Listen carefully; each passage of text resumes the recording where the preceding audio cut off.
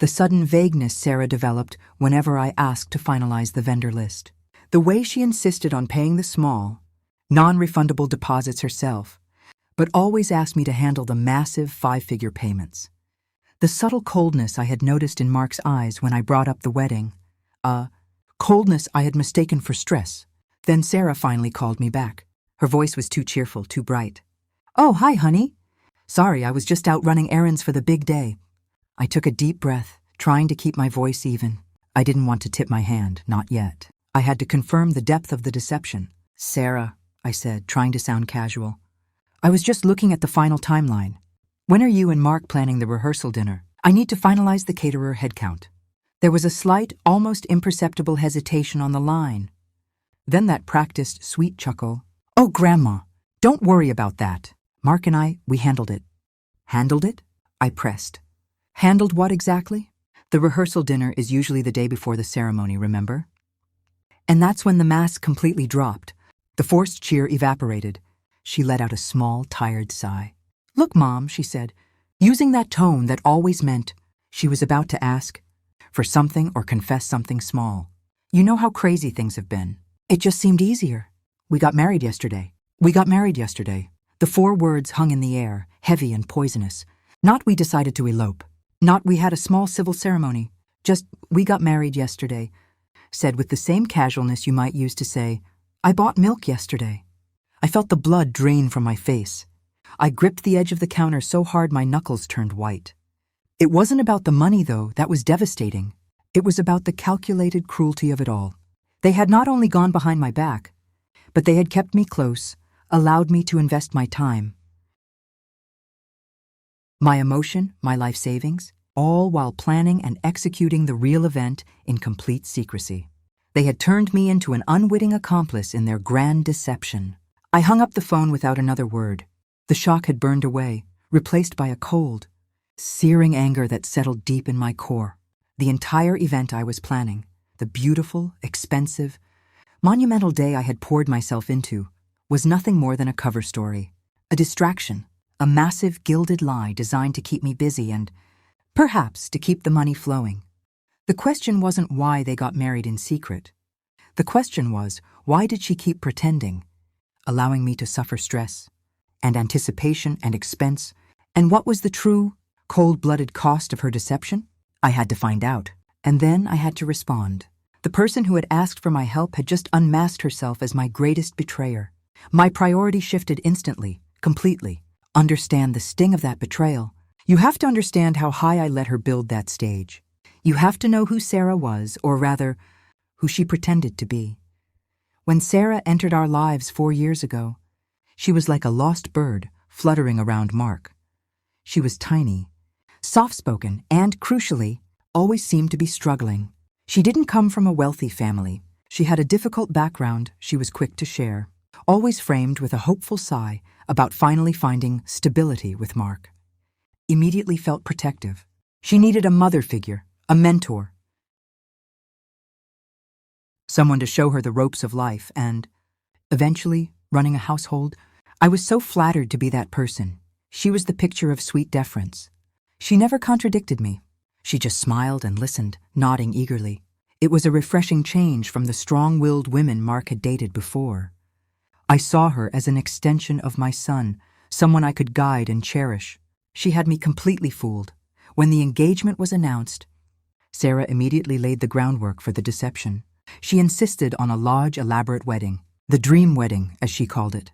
She'd say things like, "Mom, I know this is a lot, but I've dreamt of this my whole life, and I just want Mark to be proud of the effort." Of course I agreed to help, but help quickly morphed into full financial underwriting. She would call me, her voice tight with panic, saying things like, "The floral company needs a non-refundable retainer of 90 lans, $5,000 today, or they'll book someone else. Mark's bank account is empty until next week. Can you just cover it, please?" She had a knack for creating manufactured urgency that bypassed logic. I felt like I was saving the day, not being systematically drained. I detail the financial damage in my mind now, and the numbers are staggering. I liquidated my blue-chip investments, the ones I was saving for my own retirement. Travel to cover the venue rental. I cashed in some long-held bonds, just to ensure she had the custom designer gown she wept over. I took 3 weeks of vacation time, not for leisure, but to manage logistics, confirm catering, and shuttle her between appointments. It wasn't just money. It was the sacrifice of my time and my financial security, all offered out of love. And where was Mark during all this? Mark, my handsome, generous, slightly naive son. He just saw the woman he loved. I believe now he was either kept entirely in the dark or he chose to stay there. She just smiled and listened, nodding eagerly. It was a refreshing change from the strong-willed women Mark had dated before. I saw her as an extension of my son, someone I could guide and cherish. She had me completely fooled. When the engagement was announced, Sarah immediately laid the groundwork for the deception. She insisted on a large, elaborate wedding, the dream wedding, as she called it. She'd say things like, "Mom, I know this is a lot, but I've dreamt of this my whole life, and I just want Mark to be proud of the effort." Of course, I agreed to help. But help quickly morphed into full financial underwriting. She would call me, her voice tight with panic, saying things like, "The floral company needs a non-refundable retainer of $10,000, $5,000 today, or they'll book someone else. Mark's bank account is empty until next week. Can you just cover it, please?" She had a knack for creating manufactured urgency that bypassed logic. I felt like I was saving the day, not being systematically drained. I detail the financial damage in my mind now, and the numbers are staggering. I liquidated my blue-chip investments, the ones I was saving for my own retirement, travel to cover the venue rental. I cashed in some long-held bonds, just to ensure she had the custom designer gown she wept over. I took 3 weeks of vacation time, not for leisure, but to manage logistics, confirm catering, and shuttle her between appointments. It wasn't just money. It was the sacrifice of my time and my financial security, all offered out of love. And where was Mark during all this, Mark? My handsome, generous, slightly naive son. He just saw the woman he loved. I believe now he was either kept entirely in the dark or he chose to stay there. Sarah had this incredible ability to make him feel like he was the protector, the strong one, while quietly handling the dirty work herself. Whenever I tried to broach the budget with him, he'd wave it off. "Mom, Sarah is handling all the details with you. I trust you both implicitly." Implicit trust became his blind spot. I saw the signs of something deeply wrong. The way she would cut short conversations about specific dates, the way Mark seemed relieved if I took over a task, but I dismissed them. I rationalized it. "It's just pre-wedding jitters," I told myself. All couples are stressed before the big day. I couldn't bear to think my son was either complicit or utterly blind. It was easier to believe he was just trusting. The fake planning was an exhausting, elaborate charade. We spent entire weekends tasting expensive menus and reviewing lighting designs. Sarah insisted on the most extravagant details: custom-engraved champagne flutes, a specialty photo booth, and a live string quartet for the cocktail hour, all paid for, of course, by me. Every item was a layer in her costume. Every request, a brick in the wall she was building between the real marriage and the fake one. Remember one particularly long day at a bridal salon. Sarah picked out the most expensive veil. I wrote the check for the full amount, and she hugged me tightly, whispering, "Thank you. Mom, this is going to be the most perfect day, all thanks to you." That veil sitting in her closet was the perfect symbol of the lie, paid for by me, but only ever intended to be a prop for a party, not a holy ceremony. If I had only listened to my gut. The red flags weren't subtle, but I desperately wanted the picture to be real. There was the day. She suddenly changed the venue's date on the save the date. Cards, pushing it back 2 weeks, claiming the original date interfered with a distant relative's travel plans. I now know that shift was to ensure the date of my party didn't conflict with the date of her actual ceremony. There was the secrecy around her phone. She always guarded it. If I was nearby, she would place it face down, or answer texts with cryptic one-word replies. I brushed it off, thinking she was protecting her privacy. In reality, she was protecting the trail of communication with her real wedding vendors and the tearful phone calls, always culminating in a financial request. "I'm so stressed, Mom. I need to pay the church fee, but my card is maxed out." Church fee. A lie, because she never planned to use that church. Just another expense that landed squarely on my shoulders. Looking back, every text, every tearful phone call asking for just one more thing, I was simply a nail in the coffin of my trust. The financial bleeding, the emotional investment, the hours spent, the entire event I was planning was a decoy, a distraction, a magnificent stage set built to hide a shabby, self-serving secret. I was the fool who funded the scenery for my own humiliation. The more I review the tape in my head, the more grotesque the deception becomes. But there is one moment that stands out, one moment of true manipulation that chills me to this day. The manufactured crisis. It was 3 months before the date we had scheduled. Sarah called me late on a Tuesday night. I remember the clock read 10:45 p.m. Her voice wasn't just upset. It was hysterical. She was sobbing so violently I could barely understand her.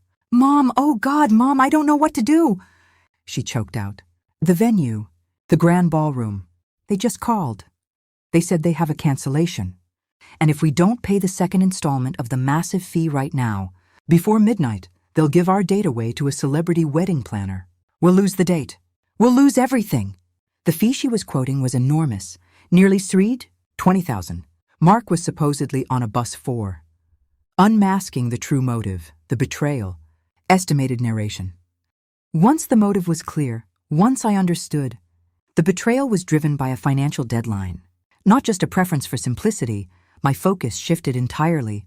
Justice in this situation demanded an audience. Sarah had performed an elaborate 3-month-long play for my benefit. Now, I would stage one for hers. The lie was built on the ceremony. The revenge would be delivered at the reception. The core concept was simple: the expensive, lavish party she insisted on proceeding with, ostensibly to save face, would be her undoing. She expected a beautiful, traditional party to cement her position and ensure she got the rest of the funds from the trust. She was planning a victory lap. I was planning an exposure. My preparation was meticulous. I didn't cancel a single vendor. In fact, I ensured every element she had demanded: the dramatic lighting, the opulent floral arrangements. The massive ballroom was perfect. I used my own remaining strength to contact every service provider I had paid, confirming their bookings for the scheduled date. If Sarah was expecting this entire production to quietly implode, leaving her with my money and a refund from the venue, she was deeply mistaken. The stage had to be set perfectly for her humiliation. I had to bring Mark into the fold, and this was the hardest part. I didn't want him to be shocked again. He was wounded and ashamed. But the discovery of Sarah's financial motive had shocked him into clarity. I didn't ask him to participate in the plot, only to be ready for the inevitable consequence. He knew I was planning a public announcement, and though he dreaded the confrontation, he agreed that the truth had to come, out in a way that left no doubt about her character. I also quietly confided in 2 people, my best friend Martha and my brother, David. They were the key players, my witnesses, my emotional armor, and my support. I explained the whole sordid story, showing them the documents. Martha, a brilliant lawyer, helped me organize the financial evidence. David, always good under pressure, agreed to handle the technical aspects, ensuring my evidence could be displayed publicly at a moment's notice.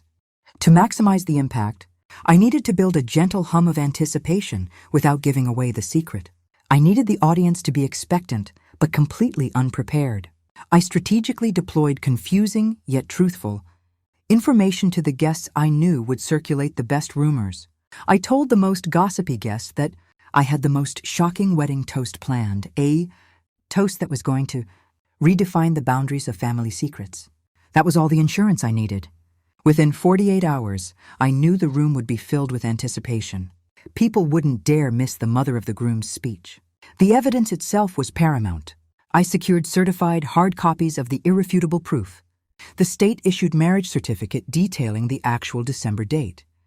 The financial documents confirming the trust fund deadline and my large, panicked transfer. And yes, the one grainy photo of their tiny secret ceremony. Everything was organized, printed, and secured in an envelope labeled The Truth, which I entrusted to David. Then began the agonizing waiting game. I had to smile, nod, and pretend to be excited for the party that was actually a trap. I went dress shopping for the reception, selecting an outfit that made me feel strong, not celebratory. I listened to Sarah prattle on about her future plans, her voice laced with a smug, hidden confidence. Every interaction was a test of my composure. The waiting was agony, but the thought of justice kept me steady. Sarah was walking around like she had won the lottery, convinced she had outsmarted everyone, especially me. She was so arrogant in her victory that she didn't even notice the cold distance Mark was keeping, or the strangely intense, almost watchful silence I maintained. I was playing the same deceptive game she had played. But my motive was moral accountability, not self-gain. Every moment I spent pretending was a testament to the depth of her betrayal and the necessity of my response. "Mom," she purred, linking her arm through mine. "Isn't it amazing? Truly the wedding of my dreams. And Mark and I were just discussing how much we appreciate all your help with the expenses. It takes such a weight off our minds. Now that we're married," she leaned in conspiratorially, "I'll be taking over the family accounts soon, just to streamline things." You must be tired. That final push of hubris was the final fuel for my fire. She wasn't just gloating, she was cementing her plan to take control of all family finances. Now that she had secured Mark's trust fund, I smiled politely, a terrifying, empty smile, and simply squeezed her hand. "Tired? No, dear," I said softly. "I'm just finally ready to deliver what I promised." She walked away, completely oblivious. She thought she was maneuvering me out of power. She was, in fact, walking directly into the trap. I signaled David. He gave me a barely perceptible nod from his station near the DJ booth. This was the moment I had to set the machinery in motion. I had prepared an audio cue for the DJ, supposedly for the mother-son dance. Instead, it was a sound loop I knew would stop the music and draw every eye to the head table.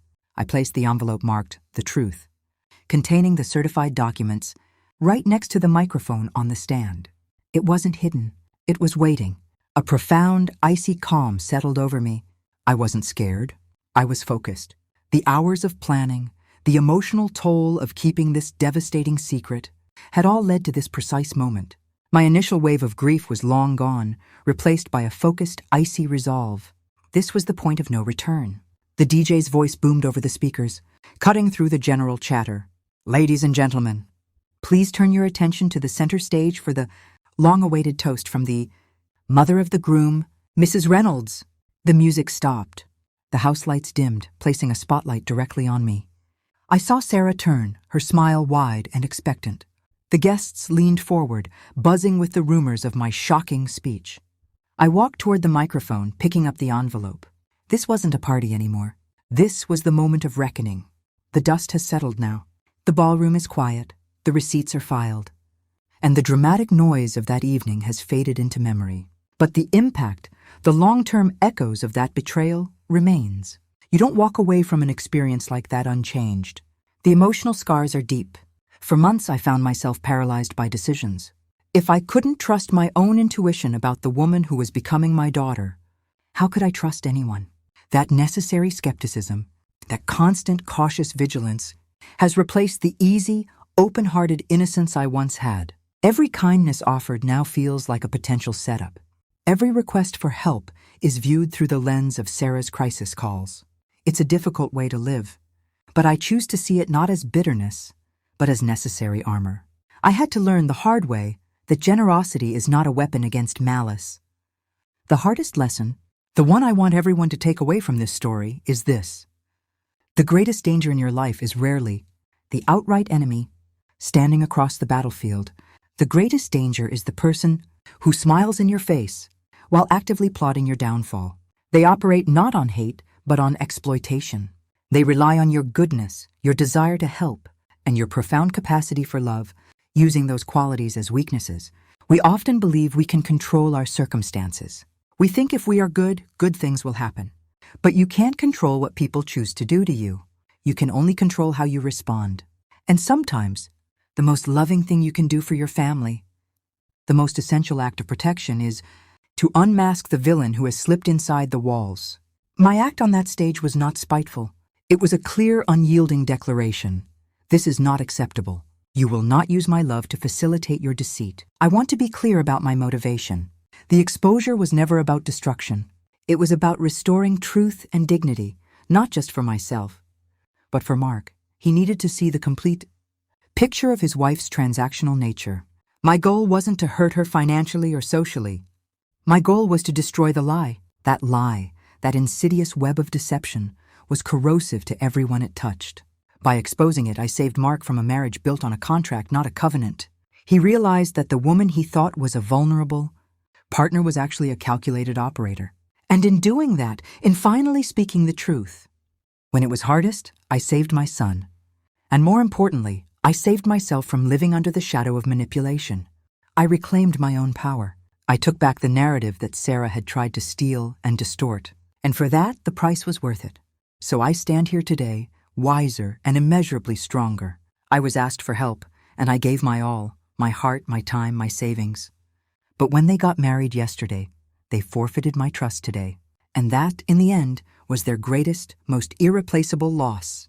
They gained a trust fund, but they lost a family. I share this story not for pity, but as a warning. Did you see the red flags? Did you listen to your gut? Have you ever faced a betrayal this complete, where the person you loved was plotting against you all along? Tell me your story in the comments below. Let's talk about where trust ends and where true justice begins.